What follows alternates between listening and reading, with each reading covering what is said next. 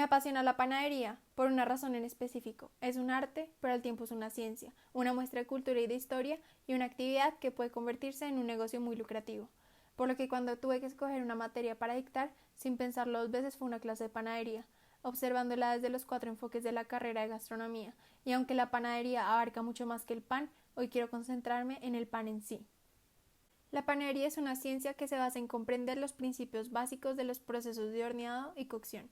Cuando se entiende qué procesos ocurren cuando una mezcla de harina, grasa y agua se convierte en un producto terminado, se podrán variar los ingredientes y trabajar en fórmulas con mayor facilidad, en vez de recetas con gramajes. Con esto se distingue un profesional completo. La levadura es un organismo vivo, es un hongo unicelular que se alimenta de los carbohidratos presentes en los almidones y azúcares en la masa del pan, convirtiéndolos en dióxido de carbono y etanol, un alcohol, en un proceso orgánico conocido como la fermentación. El dióxido de carbono liberado queda atrapado en la red de gluten de la masa, el cual leuda el pan, proporcionando el aumento y la textura deseados. La pequeña cantidad de alcohol producida por la fermentación se evapora durante la cocción. Como en la mayoría de los seres vivos, la levadura es muy sensible a la temperatura. Prefiere temperaturas entre 24 y 35 grados Celsius. A temperaturas inferiores a 2 grados Celsius se vuelve inactivo y por encima de 59 grados Celsius muere.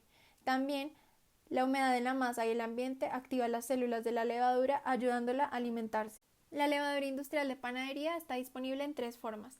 La primera, la levadura fresca, es una mezcla de levadura y almidón con un contenido de humedad de aproximadamente el 70%. Debe ser de color blanco cremoso y una textura desmenuzable. Tiene una vida útil de 2 a 3 semanas en refrigeración o puede congelarse y almacenarse hasta un mes. La levadura seca activa difiere a la fresca en que prácticamente toda la humedad ha sido eliminada por el aire caliente. La ausencia de humedad hace que el organismo esté inactivo y permite que la levadura se almacene sin refrigeración durante varios meses. Esta generalmente se rehidrata en un líquido tibio antes de agregarse a los otros ingredientes. La levadura instantánea ha ganado popularidad debido a su facilidad de uso. Se puede agregar directamente a los ingredientes secos en una fórmula de pan sin rehidratar. El agua en la fórmula lo activa. La levadura seca es al menos el doble de fuerte que la levadura fresca, así que se usa la mitad de cantidad. Por otro lado está la levadura natural o también llamada masa madre. Antes de la producción comercial de levadura, los panaderos confiaban en levaduras naturales para hacer crecer su pan. Las primeras masas madres eran simples mezclas de harina y un líquido, agua, caldo de papa o leche, que quedaba para capturar levaduras y bacterias del medio ambiente. Una vez que la mezcla se fermentaba, se usaba para fermentar una masa de pan. Solo se usaba una parte de la masa madre a la vez. El resto se guardaba para su uso posterior. Se refrescaba periódicamente con harina y líquido adicionales para que la actividad de la levadura pudiera continuar. El pan de masa madre está de moda en el mundo de la panadería y sigue haciéndose de la misma forma ancestral. Se puede controlar la fermentación reservándolo en la nevera y de esta forma hay panaderos que tienen masas madre de muchísimos años, siendo de los más apetecidos por los clientes por ser mucho más artesanal, su costra crocante, sus burbujas internas, su textura suave y su sabor profundo. Actualmente hay quienes agregan saborizantes, colorantes, nueces, frutas a su masa madre para un toque diferenciador. Yo hice mi propia masa madre y en estas fotos se puede ver su progreso en los primeros días. La sal se usa en la preparación de pan porque aparte de dar sabor, hace al gluten, la proteína presente en el trigo, más fuerte y elástico. La sal también afecta la fermentación de la levadura, debido a que la sal inhibe el crecimiento de la misma y ayuda a controlar el aumento de la masa. Demasiada poca sal y el pan se elevará demasiado rápido y colapsará cuando sea horneado. Demasiada sal y la levadura será destruida. La producción de panes de levadura se puede dividir en 8 etapas. 1. Pesar los ingredientes. Al igual que en la pastelería, es importante pesar los ingredientes con precisión. Sin embargo, la cantidad de harina requerida en el pan puede variar según el nivel de humedad e incluso la harina de diferentes molinos o de diferentes lotes puede absorber más o menos agua dependiendo de la cantidad de proteína que ésta tenga. La experiencia enseñará cuándo realmente se necesita más o menos harina. 2. Mezclar y amasar.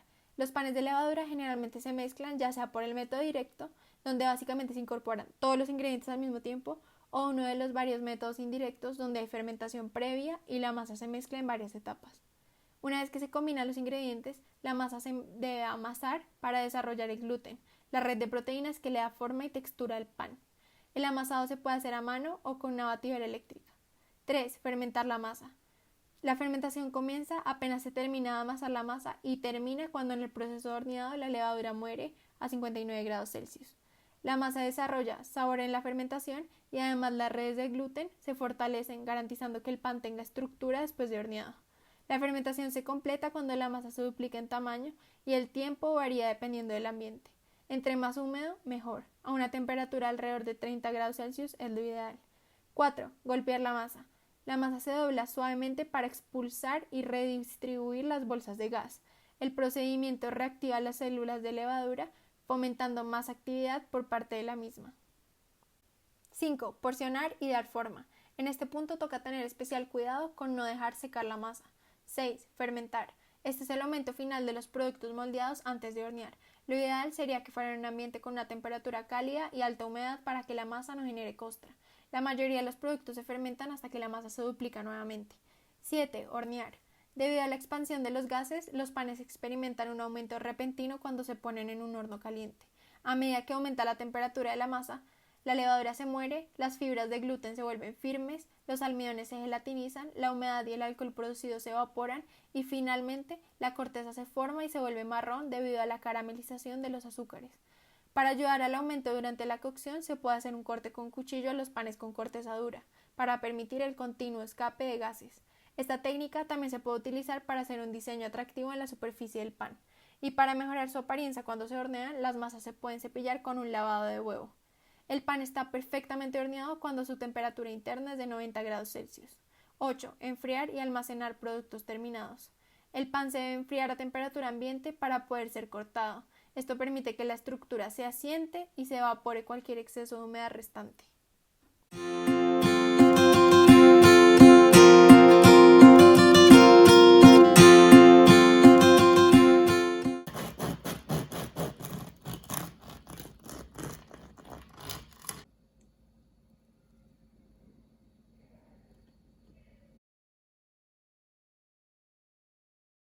Los cereales han sido un alimento básico para el ser humano. Sin embargo, si estos no son tratados, machacados y mezclados con otros ingredientes, no pueden ser digeridos por el organismo.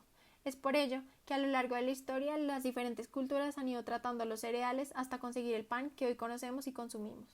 Se cree que en la prehistoria machacaban los granos de trigo y los humedecían con agua para facilitar su ingesta. El consumo de este producto desde hace tantos años se debe a su fácil almacenamiento. Los egipcios desarrollaron los hornos para su cocción. Además, fue esta cultura la que descubrió por accidente que si se fermentaba la masa, ésta se elevaba y adquiría más sabor. Así, este alimento llegó a convertirse en esencial para la sociedad. Los griegos desarrollaron la masa, añadieron todo tipo de cereales y desarrollaron diferentes formas de elaboración. Los romanos, por su parte, mejoraron los hornos, los molinos y las máquinas de amasar.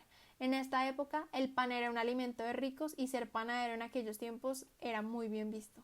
Es en Roma cuando nace el primer colegio oficial de panaderos. En el siglo XVI, durante la conquista, los españoles trajeron el trigo, la cebada, la avena, el centeno, la caña de azúcar y demás alimentos, y les ordenaron a los indígenas americanos la siembra de todos estos nuevos granos por la región, mientras que estos estaban acostumbrados a consumir maíz. Además, trajeron el molino y enseñaron a hacer harina a partir del trigo, y a su vez enseñaron a hacer pan. En el siglo XVII la harina de trigo se empleaba para hacer hostias como símbolo religioso, por lo que los curas eran los que enseñaban sobre panadería. El pan era indispensable como acompañamiento en las comidas de la clase alta, es decir, para los nobles españoles. Se podría decir que la panadería colombiana es una hibridación o una diáspora, una adaptación a una influencia cultural, puesto que acá se desarrolló la panadería totalmente diferente a la europea, y también hay muestra de productos con ingredientes locales, como lo es el pan de maíz o el pan de yuca. Siglos después sigue el proceso de desarrollo de técnicas de elaboración de pan y aparecen nuevas formas. Adicional, se crean harinas más finas y se instaura el uso de harinas de otros cereales diferentes al trigo. El pan pasa de ser un alimento consumido únicamente por la clase alta a estar al alcance de todas las clases sociales a nivel mundial. Hoy en día ha descendido el consumo del pan por cuestiones de dietas o intolerancias y alergias al gluten. Sin embargo, se han desarrollado alternativas como el pan de arroz, linaza, centeno o maíz. También panes con harina integral que aportan fibra y así las personas las pueden consumir dentro de una dieta. Ver la panadería como un negocio. Según el Instituto Colombiano de Panadería y Pastelería, el negocio panadero en el país es un negocio versátil y con grandes oportunidades, que en 2017 había más de 25.000 panaderías y pastelerías alrededor del país, que reportan más de 3 billones de pesos anuales en ventas. Aparte de considerar vender productos terminados, se puede pensar en vender productos sin terminar para venta directa a restaurantes, hoteles, supermercados o cualquier otro servicio de alimentación. Después de una larga investigación, llegué a la conclusión de que hay 6 claves para el éxito de una panadería. La primera es pensar en calidad. Así se trata de una pequeña panadería artesanal o de una panadería con gran volumen de producción, la calidad de los productos es lo más importante. Más aún, si se usan productos locales u orgánicos, estos se deben resaltar. La segunda es tomar en cuenta la ubicación. Esta debe ubicarse en una zona comercial donde se pueda vender durante todo el día. Al desayuno, personas que busquen algo de comer antes de ir a trabajar. Al almuerzo, que sea una opción rápida para quienes trabajan cerca. En la tarde, que sea un lugar donde los clientes paren para llevar pan a sus hogares. La tercera es tener un plan de negocio estructurado, con misión, con una investigación de competencia y gastos que lleven a asignar precios competentes. La cuarta es investigar el mercado objetivo, que se responde con una pregunta clave. ¿Qué necesidades no están siendo satisfechas por las panaderías de la zona? La quinta es elegir el equipo que ayuda a minimizar costos dependiendo del volumen de pan a producir. La sexta es tener una estrategia de publicidad fuerte que impulse el negocio por redes sociales.